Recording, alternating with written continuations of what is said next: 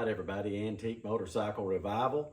Had several things happen that's interesting we're going to talk about today. We're going to look at the racer and everything. But before we get started, I want to ask if you get a chance to like and subscribe to the channel. We appreciate everybody that's doing that. You can also hit the notification bell, let you know when we put a new video on as well. And what we try to do, we do our best anyway, to be able to try to put videos that I've not seen, or at least problems I've not dealt with, stuff like, not heard before. So that's the kind of thing. I'm sure there's videos out there for just about all of this, but that's what we're working on. So one of the things that we've worked on here for the last year and a half was this 1946 Racer. Build it, had a few little things, you put a bike together. I guess no matter how meticulous you do it, things will come up. And especially when you're dealing with the parts, I did almost all original parts. I can't think really of anything that's not. Almost all original stuff, even on the inside. And one of the problems I ran into was the transmission cracked. And that just happens, 80 plus years old, and right at the top, and just had a little leak, but I couldn't stand it. It was just, it was getting to me. And so I pulled it out, and my buddy Ralph Camp, who built it, and of course it wasn't his fault it cracked, but he still fixed it for me. And I had another case that looked like new, and so we changed that out. And then I went to riding it up the road, and started when it would warm up. I did the lighting, I just did the video on, and so I've got it tagged and all the lights working and everything. I went up the road, and all of a sudden it starts smoking.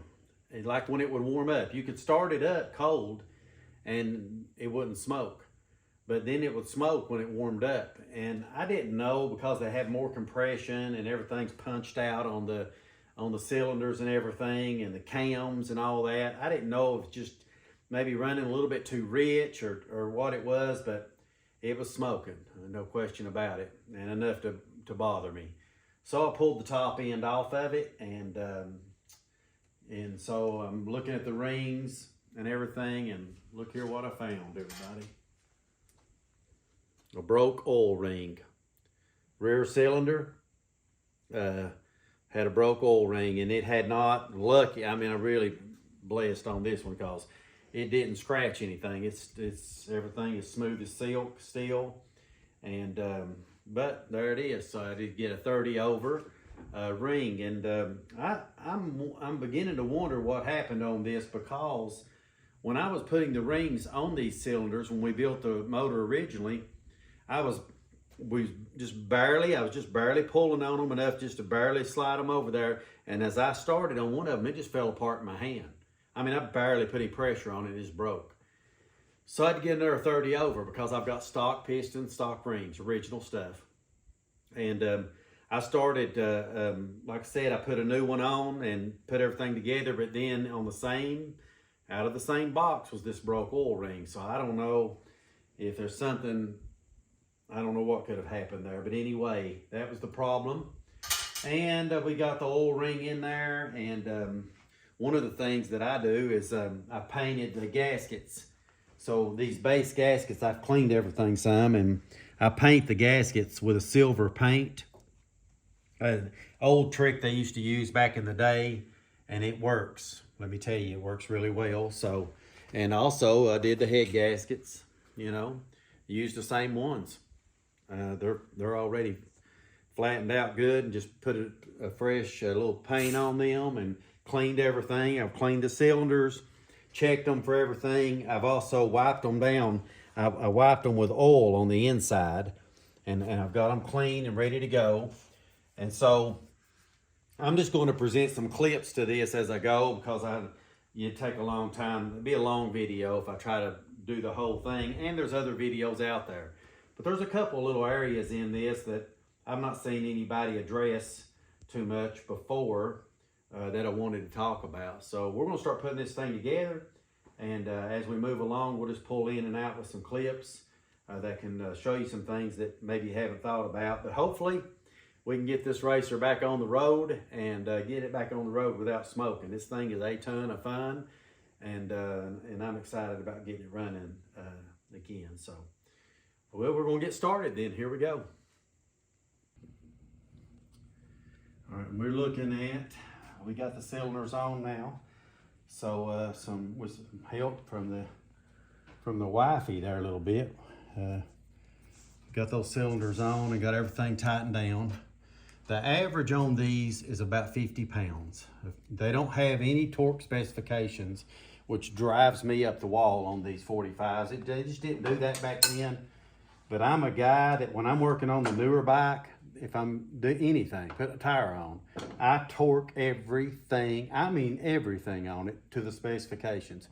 Because I'm bad to break stuff, and so I just want it to be tight enough but not break it, you know. So anyway, around 50 pounds on them. I take a wrench and just kind of give them, keep going around them till they're pretty tight, you know. You do, here in a minute, we're gonna do about 65 pounds on the head gaskets and everything. One of the things I wanted to do was to take something clean and just, you know, just in case, just lift these up a little bit and make sure there ain't nothing, you know, just clean everything. I want to clean everything really good. I went over it with a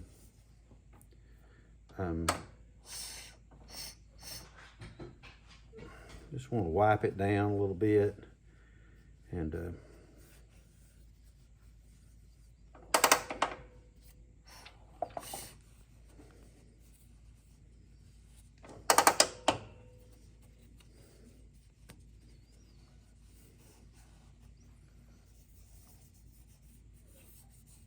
I've wiped it all down. I've got oil in the, I soaked it with, put oil in it. Now I may even just put a little bit more in it, just as a startup kind of thing. These cylinders were done. You can see where I cleaned them off and got the carbon off of them. You know, they'd already developed quite a bit of carbon.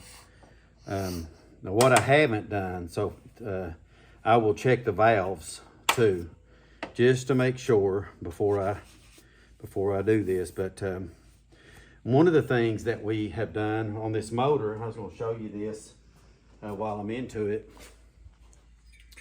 I had all kinds of different opinions on this, and I'm sure that some of you may have the same thing. It seemed like if I asked 5 people, they had 5 different opinions on it. So, but you know, when you put the cams in it like these cams, well, we had to take a Dremel and go around the case to get the cams to run. That's how big they are. And when you do that, you know, your valves, of course, is going to be coming up higher, and you've got to drill these out and clean them out with something. I've seen people use the little tools, air tools that would cut the aluminum and do that. I took stones the size of, a little bit bigger than, about the size of this, and you can see how I cut them in with a stone. That's pretty much what I did. I cleaned it up a little bit after that. I've got some of this carbon off of it, and cleaned it up a little bit. But the depth on this, we took Play-Doh. That's what I used. I took some Play-Doh and put in here, and then I had the head gaskets, and they were already crushed. You know, you heat them, that copper makes them softer, throw them in the water, and then we crushed them, and then we just continued to check them that way. But we measured in our clay when it was pressed against this at 30 thousandths. So that's what we were told to do, and so Mike Silvio, that's what he told me. He's the guy I got the cams from, so he's the guy I'm listening to. So I did that, but anyway, very impressed with the way this thing runs. Very impressed with it. So I'm going to put the head gaskets on, and I probably won't put that on the clip. I'm just going to put the head gaskets on, and then I'm going to show you one more thing about mounting this to the frame. How that when I had to mount this motor and everything to the frame, how careful you've got to be about that if you're going to do that. So we're going to work on the head gaskets, and then we'll bring it right back in just a minute with the putting the mounts down. All right, everybody, and now we've got the heads on. I didn't put that in the video because it's, you know, I mean, it's not too complicated there, but I've got to what I do have to do is still yet, as you can see, I'm not tightening them down. These will go at 60 pounds of torque. So that's what's hard to get him, you know, any answer on, is how much do you actually put on them. The guy that builds them all the time told me about 60 pounds. So that's what Steve LeMay says. He's a 45 guy, so that's what I do there. Come around here and I'll show you something about these motors that you may not know. When you are putting these motors in, and you know, I like, you can tell I love the crusty stuff, but I like everything to be right mechanically. You know, I mean, everything that's new on this bike. This is actually a crusty looking transmission, but it is a brand new close ratio 3-speed. So, you know, and when you're doing it, these things mount to the frame. Okay, so just imagine this for just a minute. This just solid mounts. There's no rubber mounts or anything like that like the modern bikes have got today. They're just mounted straight on. And you've got this cast, you know, here, like a cast aluminum or whatever, that is, you know, you can break it. You can break it, and you can just about break about anything. These frames are super tough, but people break them sometimes, I guess, and twist them, wrecking them. But look, right here, this is one of your mounts, okay? And we'll show you this in just a second. Show you how this is set up, but I'll show you what I did when I put the motor in before I did this, okay? This was before that. But what you got to do is you get these, when they're aluminum heads like this, they've got a big washer, like a spacer is a better way to put it. There's a spacer that goes under there, you can see that, and then it's a special bolt that goes on here. You can see where I have put a big flat washer under and another one on top.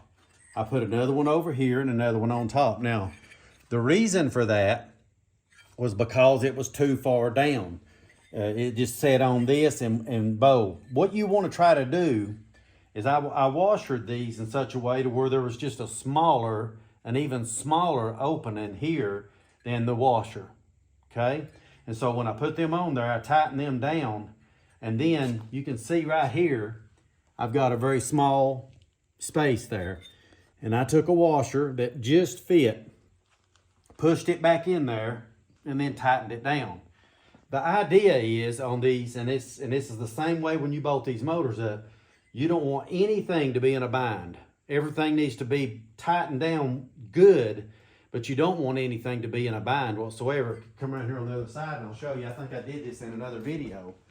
But this motor here, particular motor, did not have matching cases. So that's anytime when you put the cases together, we line board it and all that and got everything matched up.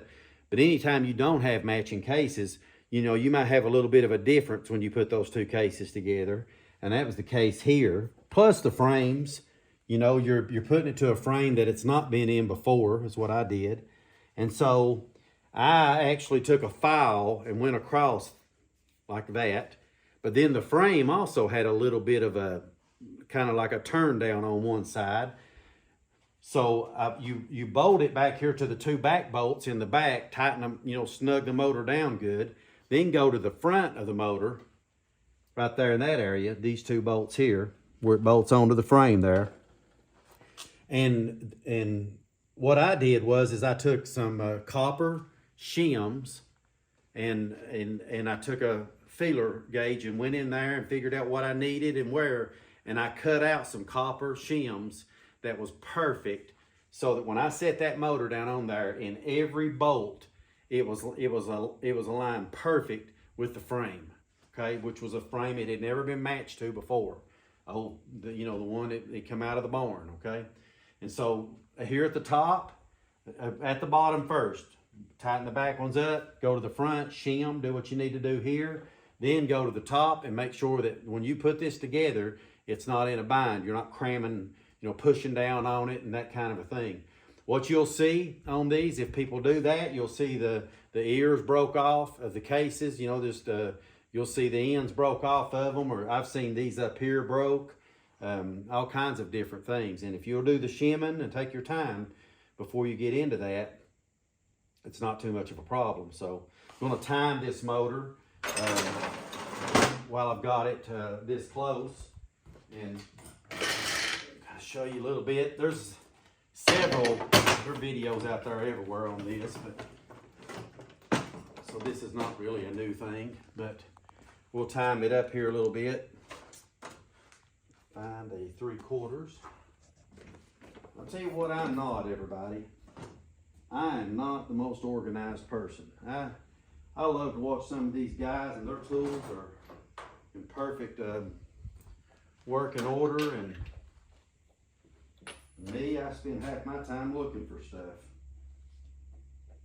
I know that probably some of you are a little better organized than I am. Matter of fact, I would go to say that most of you are probably better organized than I am. But anyway, let's see here. 13, that's a 7/8. I know what that is. I don't know what I'm thinking. I know what that is. There it is. There's that.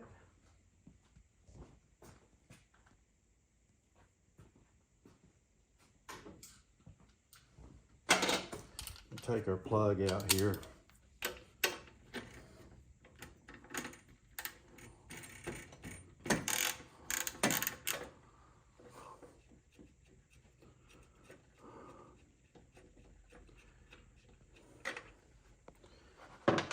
So what you want to do around on this side is that you want to, I've got the plugs out and stuff, you know, right now, which I haven't even got the heads tightened down. I need to do that, but you want to, I thought I'd go ahead and show you this. Get both these valves. When this intake comes down, right there, when it comes down and they're both down, you're on, you're about to fire. You're on compression here, and then, which means that you have a mark around here on your flywheel that is somewhere right in here, right now, and so I'm going to.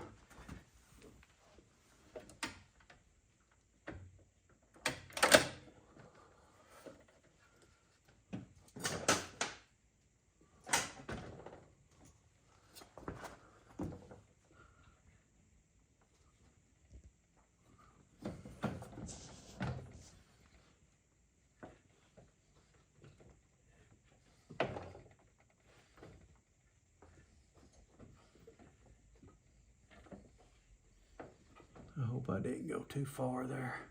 That wheel jumped on me.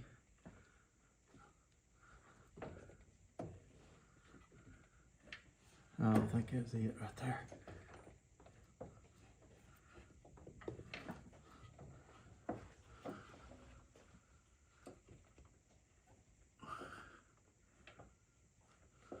Okay, start over. Good grief, David. Right there.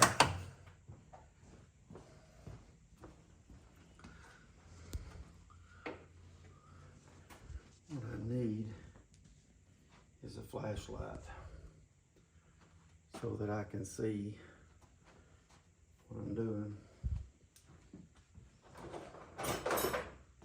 An idea here.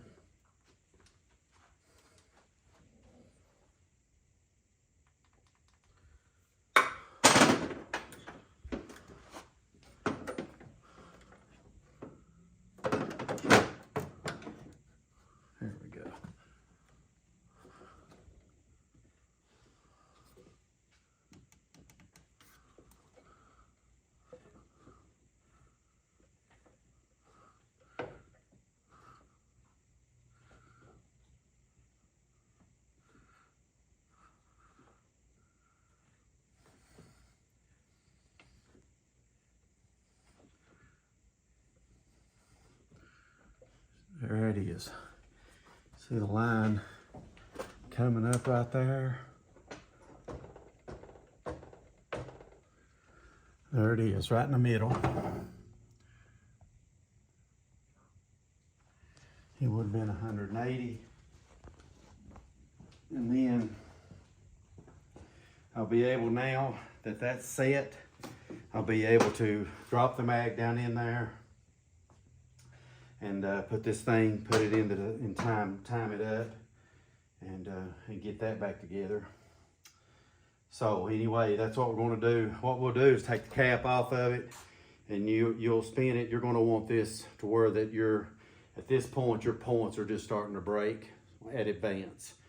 So when you advance it, it's just starting to break the points, and we'll set that up. I actually did a video on this, setting up this mag and everything, and how that we end up building this thing. So, but anyway, there it is, everybody. I wanted to show you that. The other thing too, before we get off here on this one, is next one will be me starting this thing up, for trying this first crank off here. But when you put this oil line on your tank, you got your oil line. You have a return oil line, okay, that's coming from the sump that comes up and returns. You have a breather, and you have this one, okay? This is the feed line.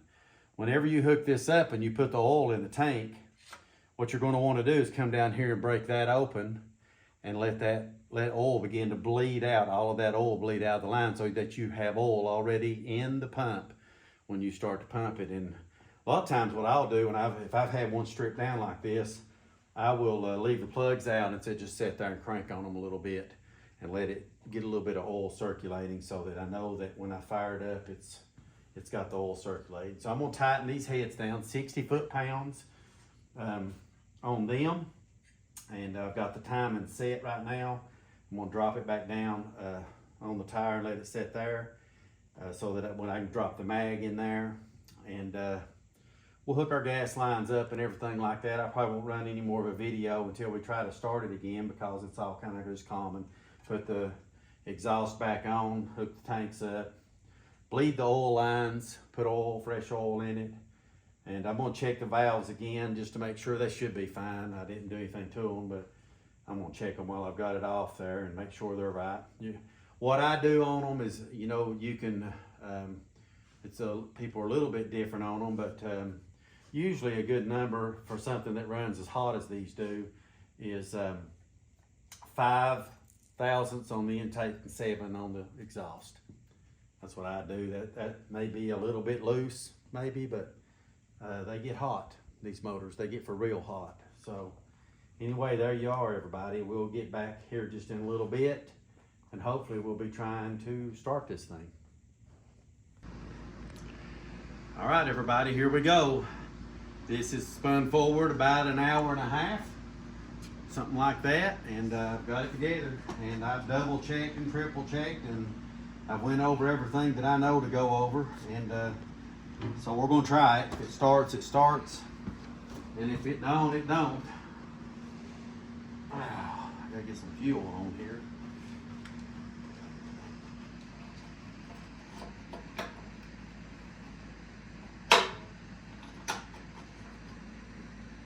Okay.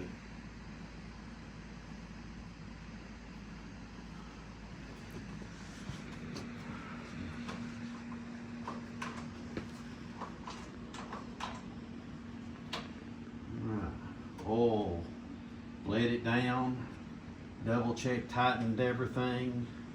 We changed the oil ring. I'm gonna hold my kill switch.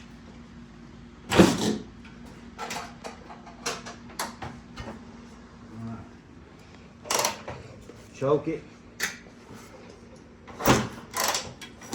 This thing usually likes about 4 prime kicks.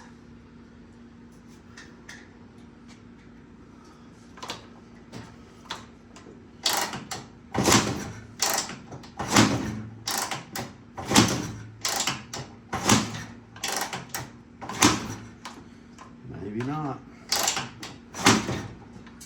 Prime it again.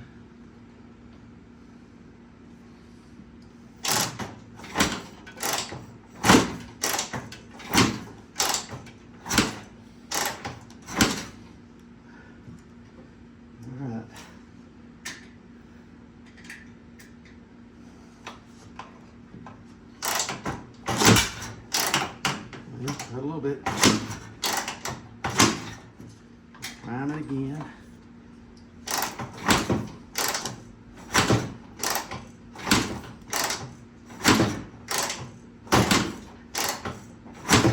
All right. Maybe.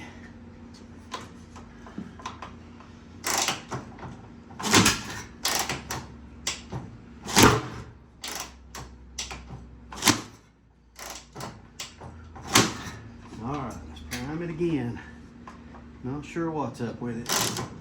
Might not have it timed right.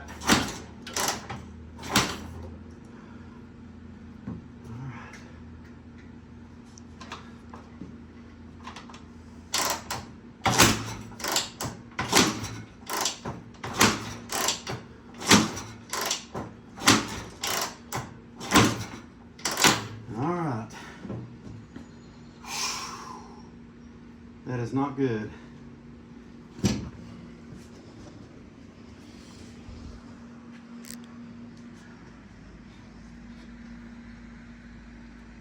Let's see, 1, 2.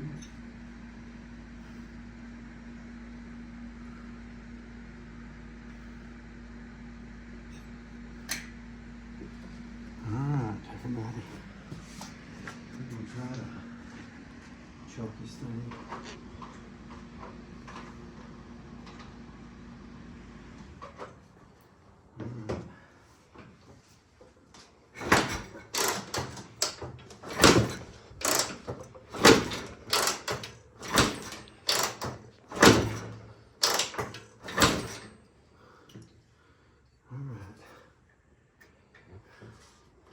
I have to go over the timing again or something.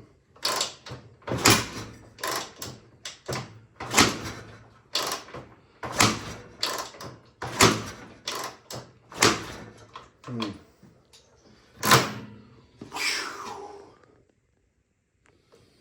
right, let me see here. Just a second.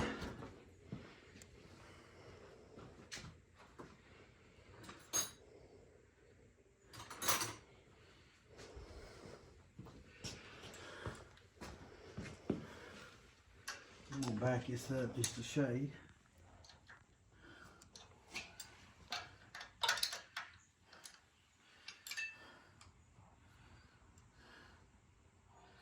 Maybe about right there. See how that does.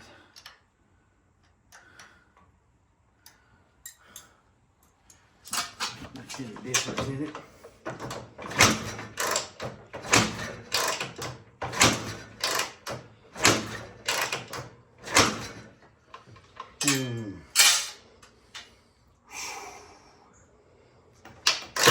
Oh, well, we'll go ahead and cut it and check the time. All right, everybody, looks like that I had the timing off 1 notch. And so I adjusted it. We're gonna try it again. I have not tried to start it since the last time. So we're gonna try to fire it. I don't know if I've got it flooded or not. So I'm gonna try not to prime it at first and see how it does, but then if it don't start, I'll try to prime it. Get it neutral.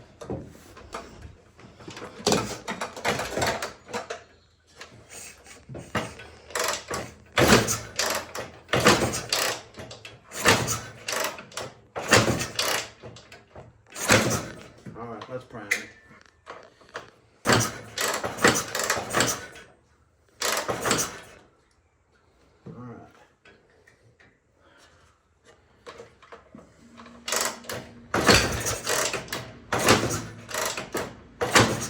Prime it again. I think I felt something there.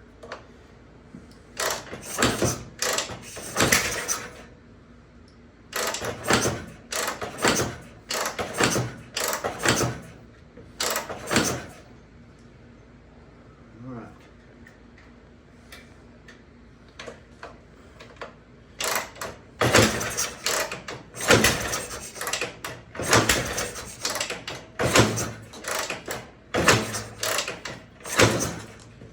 All right, prime it again. Let's try and do something.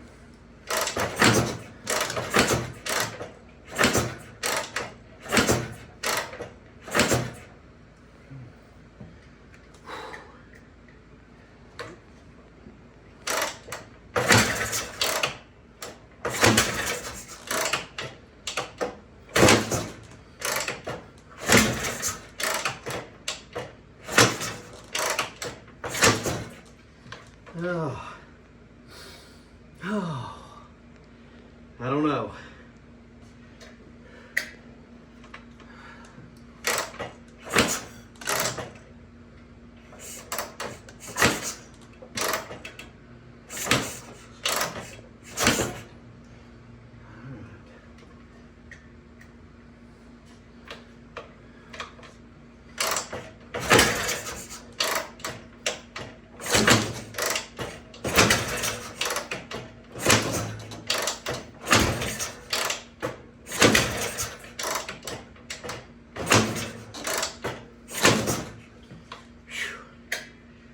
Something may not be right.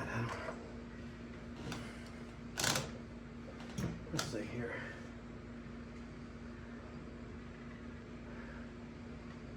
Let's open that up a little bit more. Fuel there.